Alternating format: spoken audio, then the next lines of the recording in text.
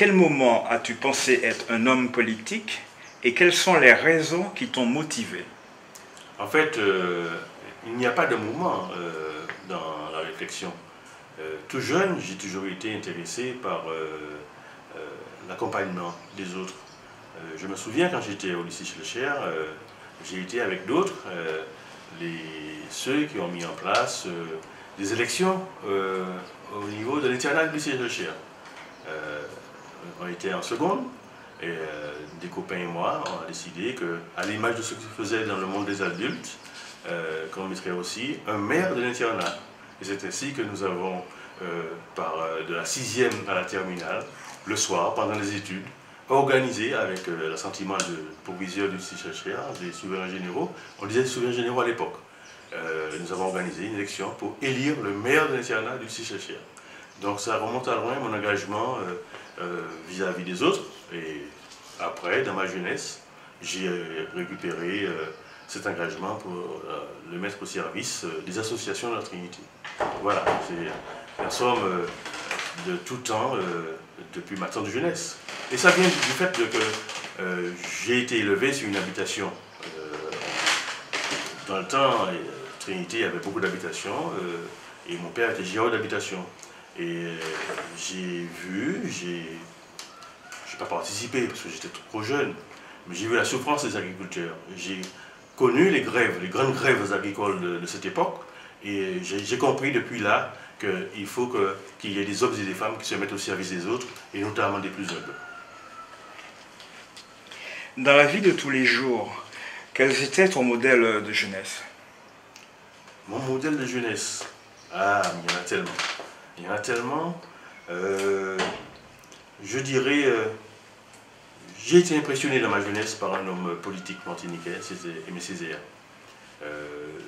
Et puis après, dans ma jeunesse, il y a eu des syndicalistes qui m'ont impressionné aussi, puisque par la profession de mes parents, beaucoup de syndicalistes fréquentaient la maison, et donc j'ai été impressionné par leur conviction et leur détermination à défendre les causes les plus humbles. Donc je dirais que dans le monde syndical et dans le monde politique, j'ai eu des références à cette époque-là. Si tu devais citer à des jeunes 3 Trinitéens en exemple, qui prendrais-tu? C'est difficile. C'est difficile parce que dans toutes les générations à Trinité, il y a eu des Trinitéens, des Trinitéennes qui se sont remarqués dans divers domaines, hein, des domaines sportifs, domaine culturel, domaine associatif, domaine économique. Là maintenant, citer 3 personnes, cela voudrait dire que j'exclus tous et toutes celles en qui j'ai apprécié leur implication dans la vie de la cité. Donc ça me dérange un peu de donner 3 noms comme cela, parce que pour moi, à quelque niveau qu'on se situe, on est impliqué dans la vie de la cité, donc on est au service des autres. Donc je dirais que tous les Trinitéens et Trinitéennes qui ont participé, à un petit niveau qu'il soit, ont participé à la vie de la cité, et je ne voudrais pas extraire 3 noms, même si j'ai en tête des hommes et des femmes remarquables de la Trinité, mais je ne veux pas me citer 3 noms et puis en oublier les autres, parce que tous, à un degré d'implication, ils sont performants et ils ont mon estime à la Trinité. As-tu pratiqué un sport? Oui, dans ma jeunesse, j'ai pratiqué le basketball. C'était mon sport de prédilection. Je me souviens des camarades dans le football. Je ne sais pas si tu connais ce qu'on appelle une banane dans le football. Donc, quand on a une banane, quand on disait quand on a une banane, c'est que quand beaucoup de genoux en chute sous et puis quand on était à terre, on avait les pieds encore. Et un jour, je jouais au football avec des copains et j'ai attrapé une banane. On m'a donné une banane. De ce jour, j'étais une jambe, je me suis dit non, le football n'est pas fait pour moi, mais j'irai plutôt au basketball. Et effectivement, j'ai développé la pratique du basketball à Trinité, avec la Gauloise de Trinité. Et des grands noms comme Massénia, Fatna, Fleury, surnommé Johnny familièrement, ils m'ont appris à jouer au basket. Et c'est avec eux que j'ai eu la passion du basketball. Et je me souviens que, étant lycéen à la MEP, pas la MEP, sur la route de Didier, c'était Lissan, qui était directeur de cette école, en terminale. J'ai remporté avec les camarades de classe de terminale la Coupe de Martinique des élèves scolarisés. Donc, et puis après, j'ai joué en basketball à l'Oise. Mes frères ont joué au basketball, mon fils a joué au basketball. Donc c'est un sport que j'apprécie particulièrement. Et à Trinité, je pense qu'on a porté haut et fort le flambeau du basket à la Martinique, mais aussi au niveau caribéen, parce que je me souviens des matchs remarquables de la Gauloise de Trinité avec des équipes portoricaines au Fort Saint-Louis. Forcément, c'était le temple du basket martiniquais, le Fort Saint-Louis. Je me souviens de cette époque-là où la Gauloise tenait la dragée haute à des équipes qui participaient en leur temps au championnat américain, avec les Massignas, les Fleury, les Gouet, les Courtel, toute une génération de Trinitéens qui ont donné du goût à la jeunesse de pratiquer ce sport-là. Donc je dirais que le basket, ça a été mon sport de prédilection, que j'adore toujours. Quels sont les sportifs trinitéens qui t'ont le plus marqué? Dans différents domaines sportifs, que ce soit le football, le basket, l'athlétisme, je pense particulièrement à un jeune qui nous a quittés très tôt, qui avait une grande carrière d'athlétisme au niveau national, mais je pense que s'il était parmi nous, il aurait été aussi, même aux Jeux Olympiques. Je pense à Jean Fatier, qui a eu malheureusement, qui est décédé dans des circonstances tragiques. Ça m'a marqué, cette période-là, parce que nous avions là, à Trinité, un jeune qui vraiment était performant, de par sa qualité sportive, mais aussi par sa façon d'être, de sportif et de jeune à Trinité. C'était une référence pour la jeunesse trinitéenne, ce jeune-là. Malheureusement, bon, cet accident a voulu qu'il nous quitte de façon tragique, mais je pense à lui fortement. Mais je dirais que dans tous les sports à Trinité, il y a eu à chaque génération des sportifs de haut niveau, des sportifs qui ont porté haut et fort les couleurs, que ce soit du Réal de Tartane ou de la Gauloise, et qui ont servi de modèle. Tel qui? Tous ceux qui ont joué, parce que là aussi, c'est difficile d'extraire quelqu'un d'une équipe. Parce qu'en fait, j'ai parlé de sport collectif là. Ce sont des sports collectifs, le football, le basket, le handball. Dire que tel individu a marqué plus un sport que l'autre, cela veut dire que les autres qui étaient là n'étaient pas aussi à ce niveau-là. Mais il y a eu des fers de lance. Des fers de lance, comme Georges Rapon en handball. Il y a eu son frère Poyo, généralement qu'on appelle Poyo, excellent gardien martiniquais en football, qui n'a pas connu le pied gauche de Frédéric Rapon, ce fameux pied gauche magique, le fameux pied gauche magique d'Aurélia, qui a participé aussi à la Gauloise de Trinité. Et puis il y en a bien d'autres, et puis les plus anciens, qui n'a pas connu celui que l'on nomme familièrement Badem, M. Charles, arrière valeureux de la Gauloise de Trinité, et puis les gardiens volants, qu'on disait les gardiens volants en ce temps-là. Non, bref, c'est tout un ensemble de personnalités et dans le monde sportif qui ont marqué la vie sportive de Trinité. Qu'aimes-tu lire et quels sont tes auteurs préférés? Oui, je dirais que la lecture, c'est une nécessité pour moi. Je suis accro à la lecture, surtout à la lecture aux hebdomadaires nationaux qui sortent quotidiennement ou par semaine. Je pense au Nouvel Observateur, je pense à Marianne, je pense à Libération, au Monde, ce sont des livres, ce sont des lectures quotidiennes, et puis bien sûr le journal quotidien. Mais en fait, quand on s'est imprégné des nouvelles internationales, des nouvelles nationales, pour se reposer le soir, avant de dormir, je lis une ou deux pages. Ces jours-ci, je suis en train de lire le livre d'une Trinitéenne, Marie-Louise Ventura, qui participe aussi à l'évolution culturelle de la Trinité. Donc, en général, je lis tout ce qui sort sur la Martinique en termes que ce soit Chamoiseau, Confiant et autres.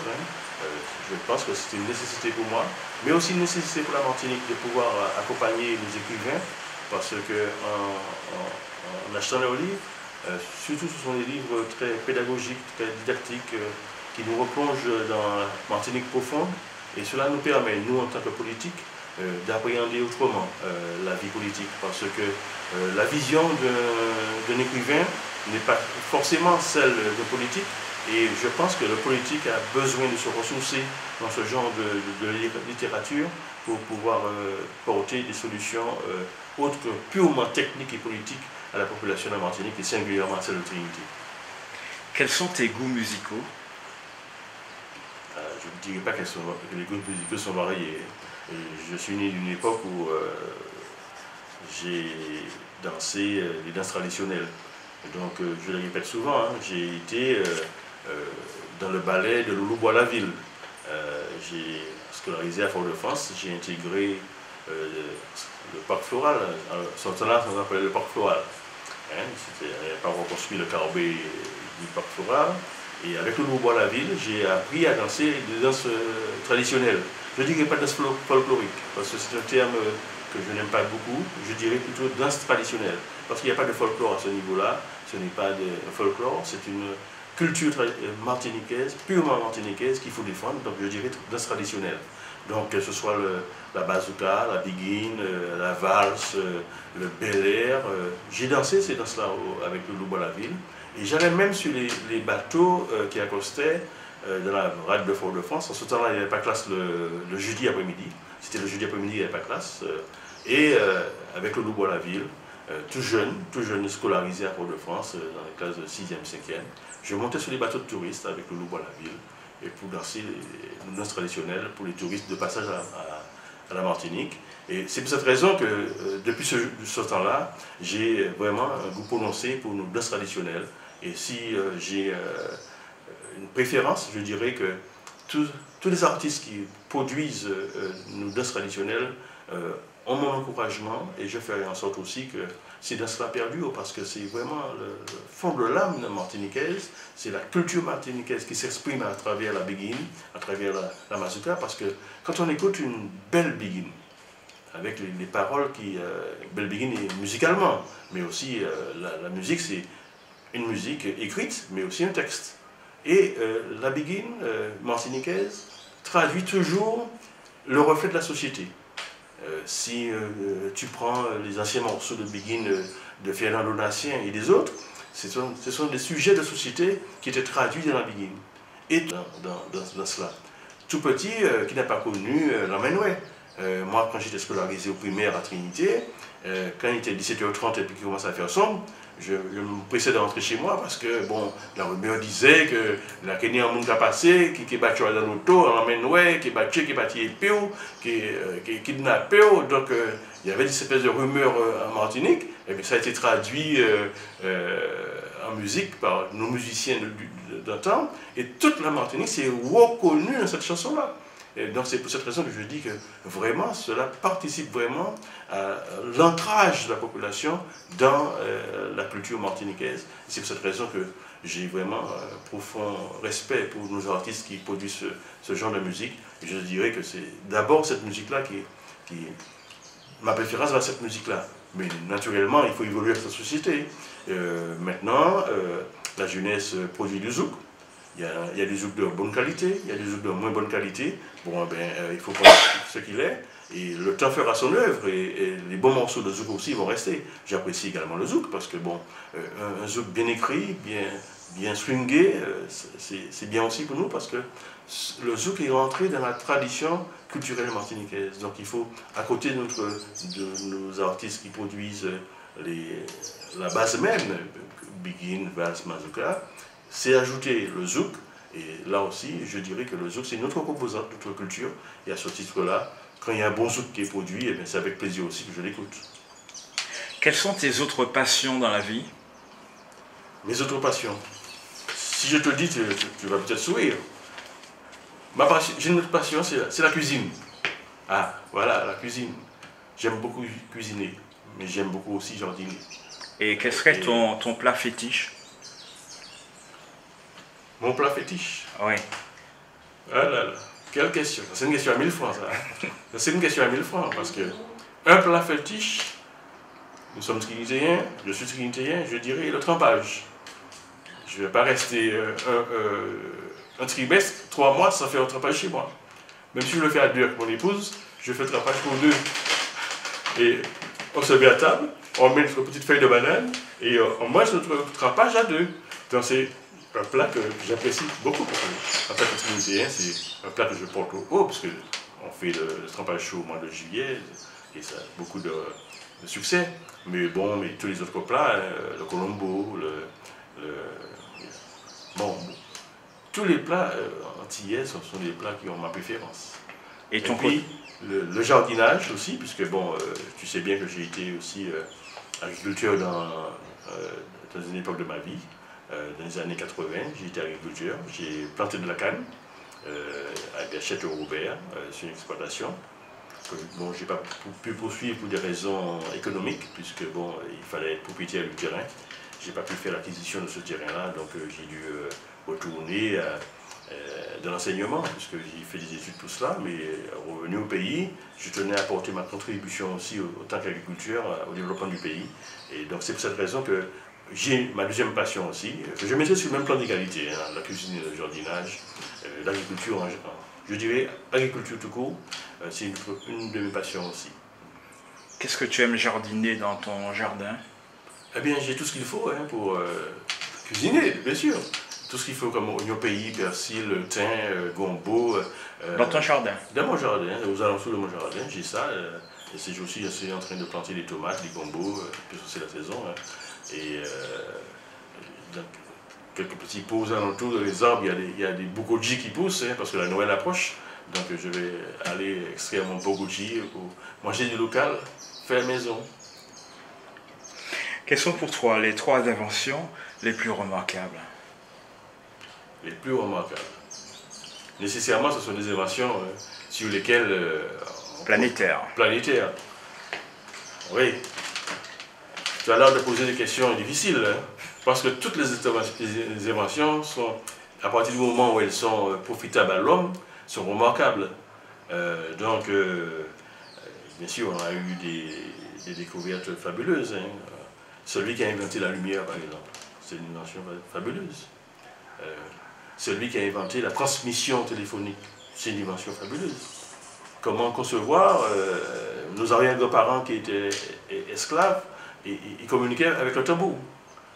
C'est le tambour qui donnait les nouvelles du village. C'est la coque de Lambi qui annonçait qu'il y avait un mort dans les quartiers. Selon la façon dont on faisait corner la coque de Lambi, on savait qu'il y avait soit une naissance, soit un mort dans le quartier. C'était une façon de communiquer aussi. Alors, et puis après, invention fabuleuse, on est en Martinique, on arrive à communiquer par un instrument avec quelqu'un qui se trouve en Nouvelle-Zélande, en Australie. Là aussi, c'est fabuleux. Ce sont des inventions fabuleuses. Et on ne se rend pas compte qu'on les utilise tous les jours, on a pris l'habitude de les utiliser, on ne se rend même pas compte que c'est une invention fabuleuse. Donc il y a des inventions comme celle-là qui ont porté et qui ont transformé finalement la société. Bon, les machines industrielles, au Moyen-Âge, il n'y avait pas de machines industrielles. Quand on a inventé les machines, on a transformé la société, on a transformé le monde économique, on a transformé le monde. On ne restait pas avec une fourche pour bêcher 2 hectares de terrain. En un clin d'œil, notre terrain est retourné, est planté, est récolté. Ça sont des inventions fabuleuses et qui ont permis de nourrir les milliards d'hommes qui sont sur Terre. Parce que là aussi, on oublie qu'il faut nourrir quotidiennement des milliards d'hommes. Et que si nous n'avons pas d'invention de chercheurs qui mettent à disposition leur recherche pour la population, c'est une mise à disposition de la recherche pour la population, pour nous nourrir, pour permettre que nous ayons un mieux vivre, un mieux-être ici à Trinité, bien dans le monde.